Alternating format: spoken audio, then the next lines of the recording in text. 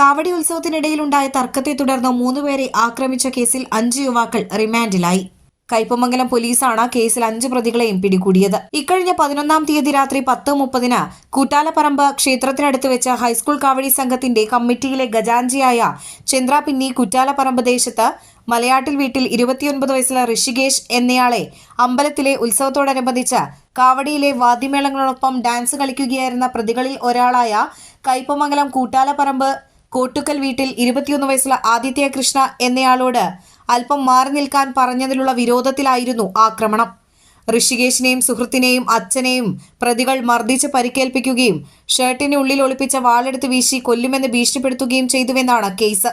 കയ്പമംഗലം കൂട്ടാലപ്പറമ്പ് കോട്ടുക്കൽ വീട്ടിൽ 21 വയസ്സുള്ള ആദിത്യ കൃഷ്ണ, ചന്ദ്രാപിന്നി മുക്കപ്പിള്ളി വീട്ടിൽ 27 വയസ്സുള്ള വിഷ്ണു, ചന്ദ്രാപിന്നി മുക്കപ്പിള്ളി വീട്ടിൽ 25 വയസ്സുള്ള വൈഷ്ണവ്, ചന്ദ്രാപിന്നി ചാലിവള്ളി വീട്ടിൽ 23 വയസ്സുള്ള അതിൽ, അന്തിക്കാട് ചെമ്മാപ്പള്ളി മണിയങ്കാട്ടിൽ വീട്ടിൽ 22 വയസ്സുള്ള പാർത്ഥിവ് എന്നിവരെയാണ് കയ്പമംഗലം പോലീസ് അറസ്റ്റ് ചെയ്തത്. നടപടിക്രമങ്ങൾക്കു ശേഷം കോടതിയിൽ ഹാജരാക്കിയ പ്രതികളെ റിമാൻഡ് ചെയ്തു. ആദിത്യ കൃഷ്ണയുടെ പേരിൽ കയ്പമംഗലം പോലീസ് സ്റ്റേഷനിൽ ഒരു വധശ്രമ കേസും കഞ്ചാവ് ബീഡി വലിച്ചതിനുള്ള ഒരു കേസുമുണ്ട്.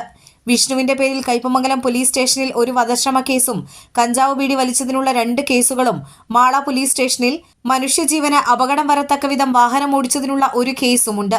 പാർത്ഥിവ് കൃഷ്ണയുടെ പേരിൽ വലപ്പാട് പോലീസ് സ്റ്റേഷനിൽ ഒരു വധശ്രമ കേസും ഒരു അടിപിടി കേസും, കയ്പമംഗലം പോലീസ് സ്റ്റേഷൻ പരിധിയിൽ കഞ്ചാവ് ബീഡി വലിച്ചതിനുള്ള ഒരു കേസുമുള്ളതായി അന്വേഷണ സംഘം അറിയിച്ചു.